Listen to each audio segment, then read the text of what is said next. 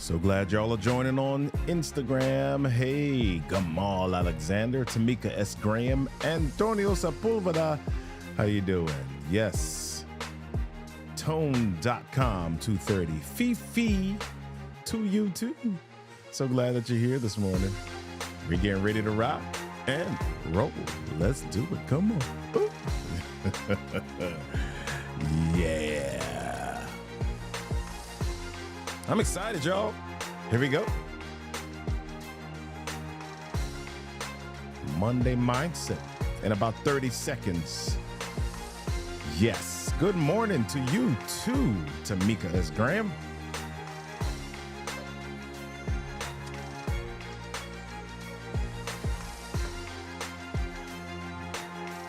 Indy Jabble, good to see you this morning on LinkedIn. Fantastic. So glad that you're here this morning. Yes, we're about to do this thing and go live.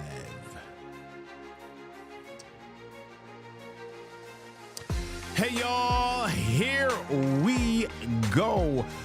When was the last time that you saw something amazing and unbelievable? When was the last time you saw someone phenomenal and fantastic? When was the last time that you saw a unicorn? I'm hoping it was the last time you looked in the mirror.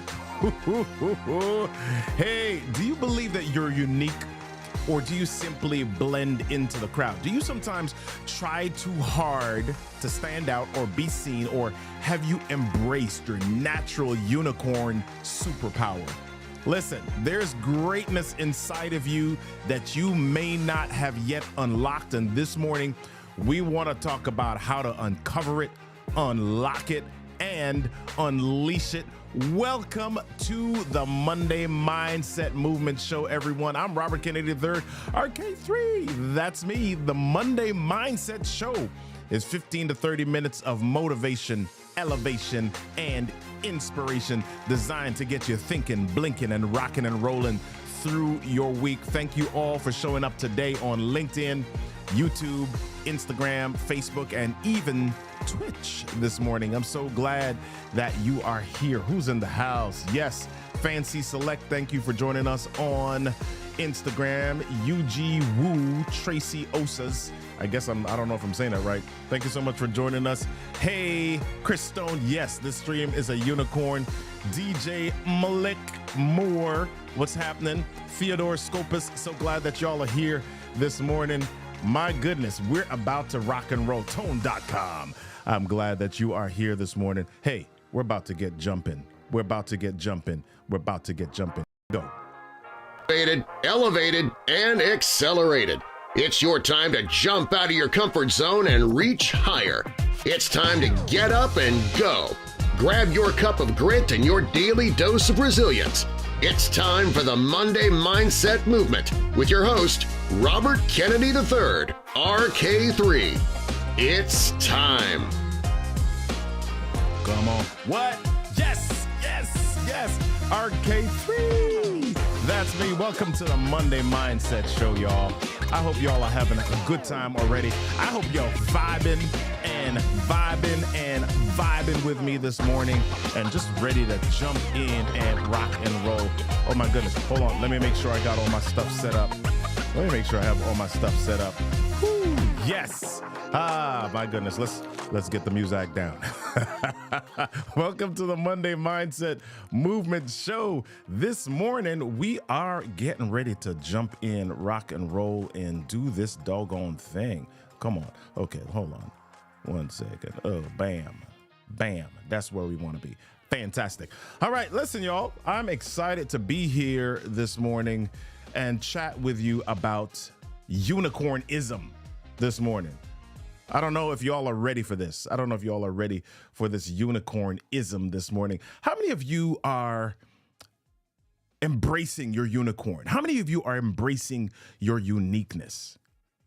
I want to talk about that a little bit more. Takesha Hanor, good to see you this morning. The other day, I was talking with a young man, and he shared that he was uncertain about life. Right? He wasn't certain about what he wanted to do. He was working and he had a job, but he really wanted to do something in the space of music.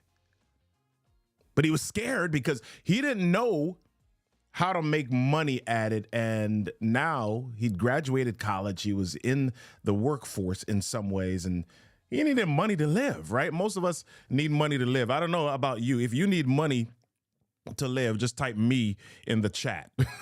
Right? If you need money to live, go ahead and type me in the chat this morning, right? And so I was tempted to tell him, as he was sharing this with me, I was tempted to tell him, follow your dreams, young man. Yeah, that sounds so so old, right? But I also understood the feeling of being uncertain and needing to survive. Right. But we're really not talking about dreams today. We're not talking about the feeling of needing to survive. What are we talking about? What are we talking about? Well, let me tell you another story. The other day, my wife asked me, are you ever going to wear shoes again?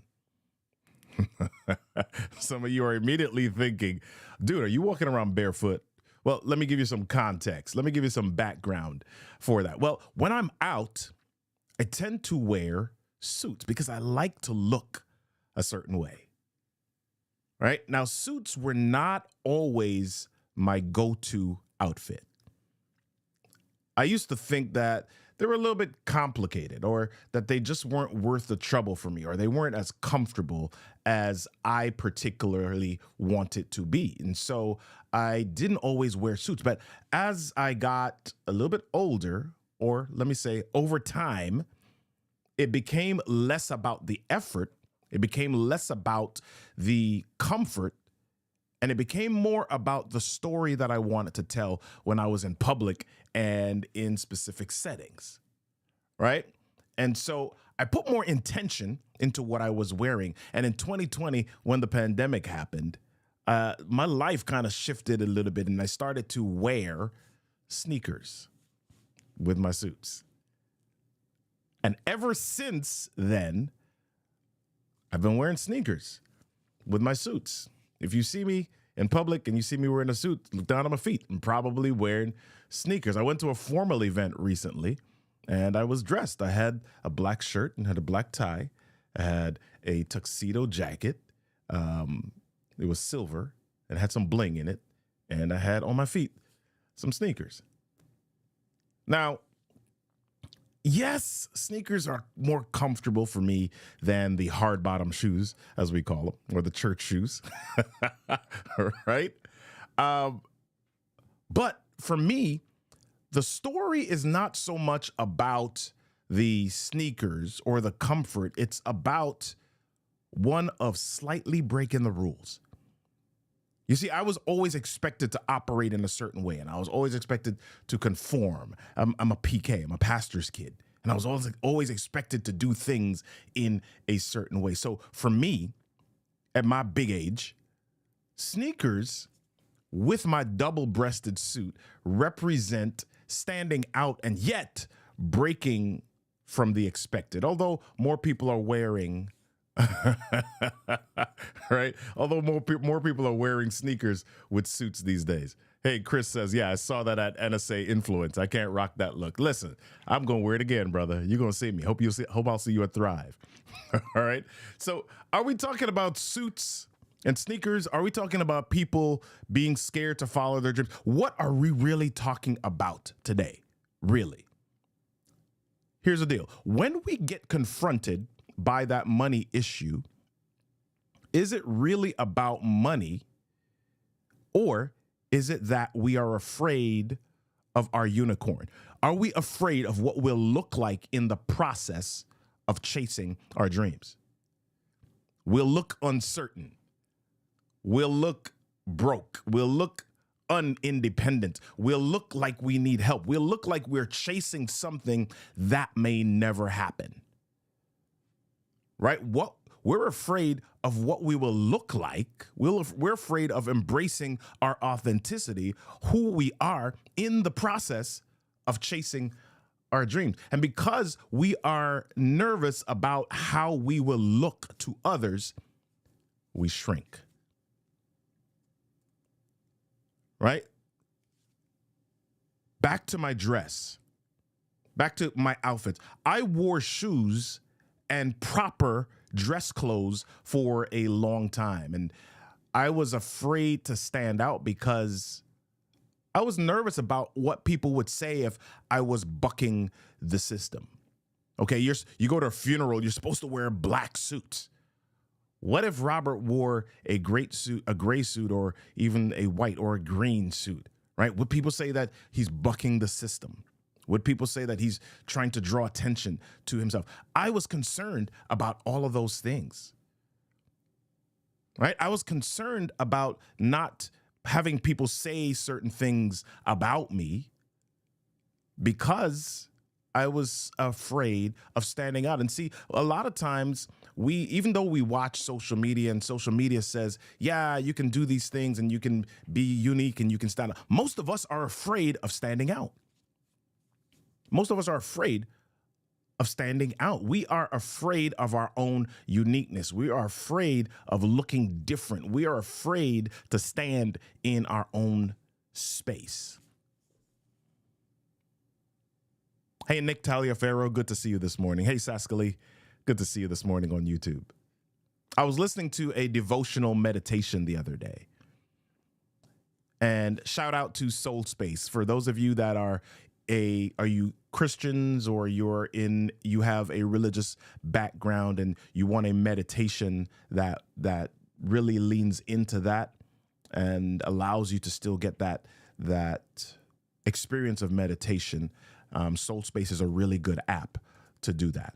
Okay, SOUL space, Soul Space. So shout out to them. I was listening to this devotional meditation the other day, and it said in that devotion, caught my attention. It said, consider for a moment what makes you unique. Sometimes this is communicated to us as our twos. All right. Yeah, I want you to hear this. Sometimes our unicorns, sometimes our uniqueness is communicated to us as our twos. Not our twos, but our twos. TOOS, right? You're too much. You're too loud. You're too talkative. You're too shy. You're too smart. Yeah, that's a thing. I remember being in 7th grade or 8th grade in elementary school, middle school, elementary school, and sometimes I heard that phrase, you're too smart. Right? I'm not saying that to brag because it wasn't said to me in a positive way, or at least I didn't take it that way. It was said to me in a way that said, hey, you're too smart. You're too this. You're making the rest of us look bad. Why do you want the rest of us to look bad? It was said in a way like, come back to the rest of the crowd. Come back to the rest of us. Be average. Be regular. You're too this. Why is your homework always done? Why are you the first one to finish your tests? You think you're too smart. That was one of the twos that was given to me. So what makes you unique? What are your twos? You're too driven. Most of the people that I know who are extremely successful at something were told at some point about their twos. Right? They were too obsessed, or they were too much of a dreamer, or they were too something. They were too something, right? But what if your 2 was your talent to take you to 10? What if the thing that people say you're too much of is the talent that takes you to your 10? I don't know if you've ever come across somebody who was told that they were too talkative. I'm in the speaking industry, and there are a few speakers that I know who say that when they were in elementary or when they were young, people told them that they talk too much, or that they would go to school. The teachers would say to their parents, this child talks too much. They talk so much, right? And these people are told that they talk too much only to become successful orators, right? But what about the other people that were told that they talk too much only to shrink away from that talent and end up confused, uncertain, and living a life that they hate? Have you shrunken? Have you backed away from your two? This thing that people are telling you that you're too much of, or that you're too this, or you're too that. Oh, it's funny. When people tell us we are too this, we end up thinking that we're not something. When people tell us that we're too loud, you end up thinking that I'm not regular enough, or I'm not accepted enough. I'm not enough. We turn our twos into not enoughs. I'll say this again. What if your two was the talent to take you to 10? Right? Saskali, I love what Saskali says. Let me actually put this on the screen. He says, hurt people say hurtful things. Yeah, hurt people hurt people. I want you to think about that this morning. What is your two? What if you were to think about your life right now, if your two was a job or a business, what would it be? What do I mean by that? If you were told as a young child or as a young person that you were too loud or you're too talkative, okay, yeah. If I'm too talkative, what business could I turn that into? Even if you are like 50 years old, right? And you're thinking about the two that you were told when you were younger, can you turn that into something that works in your favor? Yeah. If you were told that you were too shy, if I were to think about a job or a business to turn my too shy into 10, what would that be? If I was told that I was too much, or I told that I was too creative, or I told that I was too out the box or too weird. If I were to think about a job or a business, what would I turn that two into? Even if you're 40, 50, 60 years old, right? Ask yourself this question, because I know you haven't forgotten that two that was put upon you. A lot of us think about the things that were said to us, that were thrust on us when we were young. We did certain things naturally. They just came to us. We didn't sit in our chair one day and say, you know what, I'm just going to talk a whole lot. There were things that just naturally came to us that we were good at. Oh, you asked too many questions. Okay. I got told as a kid, I asked too many questions, I should become a lawyer. Right? Well, maybe I might have been good at that. Right? What is your two that was thrust upon you? What is your two that you do naturally that you can turn into a 10? What is your two that you can utilize or you can leverage to be amazing at your job or your business? Or what is your two that you can turn into a job or a business? Right? Your two is unique to you. Sure, it might have the name of something familiar, but only you do your two in the way that you do. Yeah. Only you do your two in the way that you do. Right? And most of the challenge, most of the pain, most of the experiences that you've had, maybe most of the abuse that you've experienced can hide your two, but they can also be the tools to build your two. What's your two? What's your two? And most of us have more than one two. What if you could add your twos together? What could you do if you added your twos? How unique could you be? How much of a unicorn could you be? How much could you embrace this space? Judith Schneidman says, I was too smart. Yeah. People try to hide you, or people try to squash you, or people try to put you underneath a rock when they are blinded by your twos. When your two is so bright that it blinds them, they try to hide you. Right? There was a statement that I heard the other day that said, "Don't worry about certain people who seem uncomfortable around you because your spirit may irritate their demons."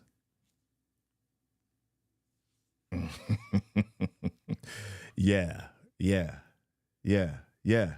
What's your two? What's your two? I could keep going this morning, but I want you to have a moment to think about your two. I want you to think about it. For those of you that are joining late, if you're not sure what I'm talking about when I'm talking about my two, replay, rewind, go back to the beginning, because I don't know if this is for you, but it's for me today. What is your two? What's my two? What is my two that I can use to become 10? I could keep going. What's my two, and how am I using it to make this week my most successful one yet? Hey, y'all. We're about to jump off of here. Yeah, our twos reveal their insecurities. I like that, Saskali. I'm about to jump over here. Listen, join me this week, Wednesday, for Story to Sales on LinkedIn Audio at 1:30. We're talking about turning sales into stories, the art of testimonials, okay?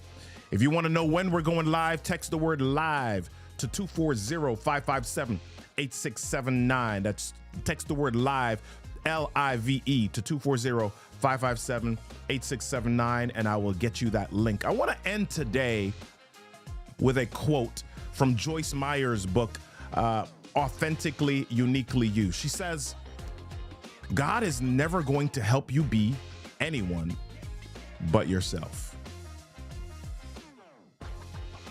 Hey, y'all, it's Monday, and we want to shift your mindset to a place of growth, but that doesn't just start and stop on Monday. We want to encourage you to take your Monday mindset into tomorrow and the next day and the next day and the next day. Be curious, make a choice, move, start a movement, be a movement. Join me next week, Monday, on the Monday Mindset Movement at 8 a.m. on Instagram, YouTube, LinkedIn. Until then, be amazing, my friends. I'll see you. Peace.